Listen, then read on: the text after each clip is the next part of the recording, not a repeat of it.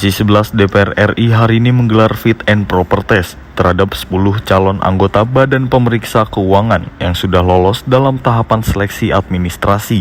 Anggota Komisi 11 DPR Kamru Samad menjelaskan, fit and proper test terhadap 10 calon anggota BPK akan dilakukan secara bersamaan pada hari ini dalam 2 sesi. Di samping itu, untuk merespon pernyataan peneliti Formapi yang menyebut bahwa tahapan seleksi calon anggota BPK dinilai tidak transparan dan terkesan mendadak, Kamru Samad mengatakan, pendaftaran calon anggota BPK sebelumnya sudah dilakukan dengan melibatkan publik dan disampaikan melalui media resmi Sekretariat DPR RI. Kemudian untuk pemilihannya, anggota DPR fraksi Partai Gerindra ini menegaskan pemilihan akan dilakukan secara terbuka sesuai dengan kesepakatan pimpinan Komisi 11 DPR RI, baik dengan cara musyawarah mufakat maupun melalui voting.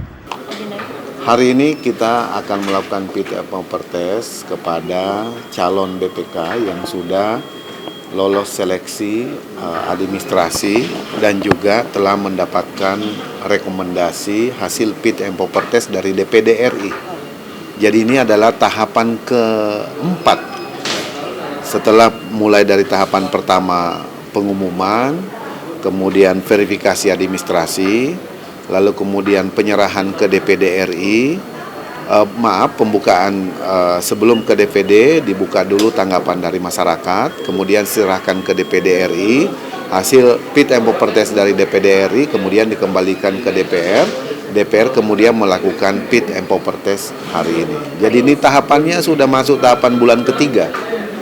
Begitu. Apakah 10 calon akan di fit and proper test hari ini? Iya, hari ini semua akan diselesaikan hari ini. Di tahap pertama 5 orang dan di tahap kedua siang hingga sore hari nanti. Oke. Bang, ini kan sudah bulan ketiga, tapi banyak juga kemudian tudingan menyatakan bahwa nampaknya pemilihannya tidak transparan, publik kurang dilibatkan.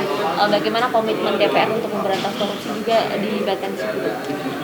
Sejak pembukaan pendaftaran saja melibatkan publik, disampaikan melalui media resmi oleh Sekretariat DPR RI tentang pembukaan pendaftaran. Jadi dari pembukaan saja sudah melibatkan publik. Karena pemilihannya, Bang?